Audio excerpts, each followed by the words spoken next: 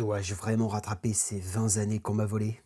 Salut les bons mascouilles et bienvenue dans cette review du deuxième épisode d'Ultimate Spider-Man de Jonathan Hickman et Malco Quéqueto. Malco Quéqueto dont il va falloir bien profiter parce que malheureusement la news est tombée.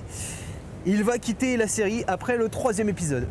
Et j'ai envie de chialer. J'ai envie de chialer surtout quand on voit les planches de fou qu'il nous fait dans ce deuxième épisode. C'est un dessinateur qui est fait pour dessiner les héros urbains, les héros agiles, à la Daredevil. Et il l'avait montré d'ailleurs dans son run Daredevil, c'est que il est fait pour dessiner Spider-Man. Alors j'espère que c'est juste une petite pause qui reviendra plus tard, parce que si on n'a plus de Spider-Man dessiné par Quéqueto, je chiale, j'arrête tout. La passion n'est plus là. Mais revenons à notre review, et si ce n'est pas déjà fait, je vous invite chaudement à aller d'abord mater ma review du premier épisode, histoire de vous redonner un peu le contexte de ce nouvel univers Ultimate et de cette nouvelle série Ultimate Spider-Man, et aussi vite fait mon avis, mes attentes et compagnie. Et d'ailleurs, si ce n'est pas déjà fait, parce qu'on va pas mal spoiler je pense, lisez avant tout ce deuxième épisode. Qu'il a été long ce mois qui nous a séparés de ce numéro 2, surtout après l'énorme coup de cœur qui avait été le premier épisode, rappelez-vous.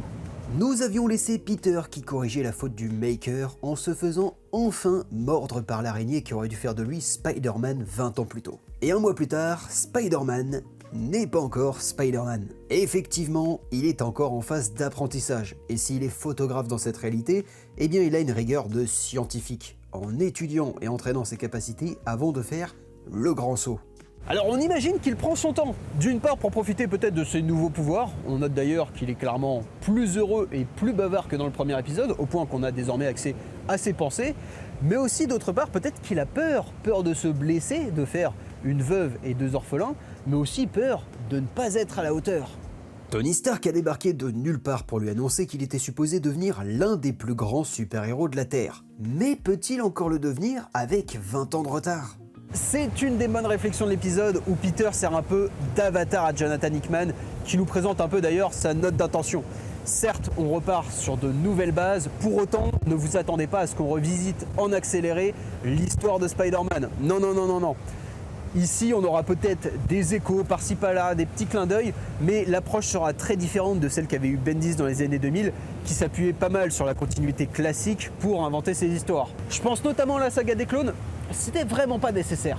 On n'aura donc pas de Spider-Catcher ou d'instant Oncle Ben, peut-être parce que ce Spider-Man est déjà adulte, déjà mûr, donc les responsabilités, il les connaît, vu qu'il est parent. Pour autant, c'est vrai qu'il lui manque peut-être une origin story, et l'origin story de Spider-Man, c'est quand même ce qui fait le sel du personnage. Mais en même temps, est-ce que c'est pas le fait qu'on lui a volé son origin story qui est son origin story? Je m'explique. Là, pour le coup, on lui a quand même annoncé qu'il était destiné à avoir un grand destin, à être l'un des grands super-héros de la Terre et sauver plein de vies.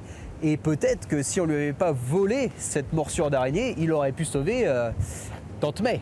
Mais bon, sauver des vies, c'est pas vraiment à l'ordre du jour, vu qu'il s'est fait éclater dès son premier combat. Et c'est même pas contre le Bouffon Vert ou Fisk ou Bullseye, non, c'est face à Shocker. Alors oui, il aurait pu commencer par un petit braqueur, mais c'est vrai que le Shocker, sur le papier, c'est logique. C'est le super vilain de bas étage par excellence. D'ailleurs, c'est souvent le premier que tu affrontes en jeu vidéo, et c'est à se demander si Spidey, quand il a besoin de tester une technique ou un gadget, il va pas trouver le Shocker pour lui foutre une raclée. Sauf qu'ici, la victime, c'est Peter, et c'est très drôle. Alors ce Spider-Man est puissant, mais il est beaucoup trop naïf. Vraiment, c'en est risible là. C'est le Shocker arrive à 2 reprises à lui faire baisser sa garde, et même sans Spider-Sense, parce qu'il n'a pas l'air d'avoir un Spider-Sense, il se fait avoir comme un bleu. Et là, il est en train de lui raconter des salades, là, et bim, il le dégomme, et le Spidey à la poubelle. Et c'est un coup dur pour Peter, parce qu'il se croyait malin. Et là, pourtant, il a la preuve que le Shocker est plus rusé. Le Shocker! Vraiment, ce Peter Parker est un peu un bouffon. Et je ne parle pas de Green Goblin, transition, qui est probablement Harry Osborn. Il y a quand même peu de chances que ce soit Ben Parker. Je trouve son look excellent. On retrouve un peu l'armure de combat de certains films, mais avec une petite touche comics, comme Quéqueto sait tant bien le faire. J'aurais d'ailleurs adoré que ce soit le look d'Harry dans le Spider-Man 3 de Raimi, parce que ce bouffon, il a aucun style dans ce film. Et vu qu'on est dans l'univers Ultimate, je préfère largement ce genre de Goblin au monstre qu'avait créé Bendis, qui était l'un des pires persos de son run, haut la main. Et c'est intéressant de noter que pour le moment, le Green Goblin est plus présenté comme un justicier vengeur que comme un super vilain. Alors ça va peut-être évoluer à l'avenir, ou alors on aura un twist à ce sujet, et ce sera l'une des spécificités de cet univers Ultimate, mais on en reparlera dans le prochain épisode. Mais ça va peut-être amener à des interactions assez inédites. Pour le moment, ce que j'aime bien, c'est que le Green Goblin, il est vraiment au cœur de l'intrigue de cet épisode. Fisk par exemple, et d'ailleurs au passage, quel plaisir de le revoir dessiné par Keketo, il veut la peau du Goblin. Ça nous amène d'ailleurs une discussion piquante avec un perso assez inattendu. D'un côté, je suis très content de le revoir ce personnage parce que je l'adore, de l'autre, j'ai un peu peur qu'Hickman délaisse progressivement Spider-Man pour revenir à ses intrigues de l'Ultimate Universe. Mais on a aussi J. Jonah Jameson et Ben Parker, le duo de choc qu'on avait besoin dans nos vies sans le savoir, qui enquêtent de leur côté sur Fisk et son lien avec le Goblin, dans une scène de bain public qui m'a vraiment fait craindre le pire. Oui, parce que j'ai vu les promesses de l'ombre de David Cronenberg, je sais ce qui se passe dans les bains publics russes. On a été à 2 doigts de voir Jonah affronter des Tchétchènes la bite à l'air. Enfin, faut parler de ce costume noir. J'étais persuadé que ce qu'on voyait à la fin du premier épisode, c'était la silhouette à contre-jour de Spider-Man. Mais non. Tony Stark apparemment lui a offert un costume noir sans motif, qui rappelle évidemment un peu le symbiote, mais en nanotechnologie j'imagine, et qui doit lui produire son lance-toile par la même occasion. C'est intéressant pour 2 raisons. Déjà, ça me rappelle le tweet de je ne sais plus qui, vraiment désolé, mais qui se posait la question par rapport au variant cover si Peter n'allait pas régulièrement changer de costume et donc rendre hommage à ses différentes incarnations. Ce qui pourrait donc être le cas avec ici un clin d'œil avec sa période en noir, mais ça me rappelle aussi le costume noir qu'avait Daredevil dans Man Without Fear de Frank Miller et John Romita Jr., avec une tenue très sobre pour sa phase d'entraînement. On est un peu dans cet esprit où Peter n'a pas encore conscience qu'il ne doit pas être qu'un justicier, mais aussi un symbole. Pour l'instant, il fascine, mais surtout, il effraie, notamment sa fille, May, qui, à l'instar de sa grande-tante et de sa mère, a peur de Spider-Man et de ce costume noir. Ça nous amène d'ailleurs à une scène assez touchante, assez drôle, et je dois avouer que je passais une très mauvaise journée et ça m'a donné le sourire aux lèvres. Et en même temps, c'est voir Peter et MJ, leur dynamique de couple, heureux, amoureux, voir Peter jouer son rôle de papa, mais c'est tellement ce que je voulais voir, ce que je voulais lire depuis des années, ça me fait plaisir quoi, c'est le Spider-Man qu'on mérite, je me répète par rapport à la première review, mais ça fait du bien bordel, c'est... Merci, mais voilà, juste merci, merci Jonathan Hickman, merci Keketo, c'est bien écrit, c'est beau, c'est merci, mais... Et le prochain épisode est évidemment très prometteur et j'ai l'impression qu'on nous tisse quelque chose concernant un nouveau costume. Alors, est-ce qu'on va arriver sur un costume très classique ou est-ce que Keketo et Hickman nous préparent une belle surprise, genre un costume qu'ils n'ont pas encore dévoilé dans les teasers?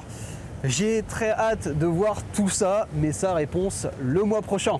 Bref, un 2e épisode plus court que le précédent, mais dense et tout aussi plaisant. Et rassurez-vous, si vous ne l'avez pas lu, j'ai pas tout spoilé, donc vous aurez encore des surprises. Dites-moi d'ailleurs dans les commentaires si vous voulez que pour les prochaines reviews, je reste un peu cryptique ou si je peux y aller en mode full spoiler. Voilà. Bon, cette review est terminée. Je vous invite à, si la vidéo déjà vous a plu, merci. Voilà, tout simplement. Effectuer le petit rituel YouTube pour soutenir la chaîne, tout simplement. Et on discute de ce numéro dans les commentaires. Si c'est pas fait, n'hésitez pas à aller checker la review d'Ultimate Black Panther numéro 1 parce que c'est un numéro très prometteur. Vraiment, cet univers Ultimate, il envoie du lourd pour le moment. Hâte de voir ce que ça va donner, cet univers, cet Ultimate X-Men numéro 1 de Peach Momoko qui sort dans quelques semaines. Ça, on en reparle très prochainement. Donc n'hésitez pas à vous abonner et ainsi de suite. Et de toute façon, on se retrouve pour parler d'Ultimate Spider-Man numéro 3, juste après Ultimate X-Men. Qu'est-ce qu'il en est d'Invincible d'ailleurs? Bon, j'ai fait un petit commentaire dans l'espace communauté, je crois que ça s'appelle sur YouTube. Je l'ai tourné, c'est bon. Mais là, comme je suis en vadrouille, j'ai pas encore eu le temps de le monter. Ça sortira quand j'aurai fini mes vadrouilles, donc on va voir large. Je suis désolé du retard que ça prend, mais on va essayer d'enchaîner ensuite les vidéos assez rapidement, l'intégrale 3 et 4. Mais on va viser... Voilà, t'as la sangle qui commence à partir en couille à cause du vent. Hop! On va viser le mois d'avril, ok?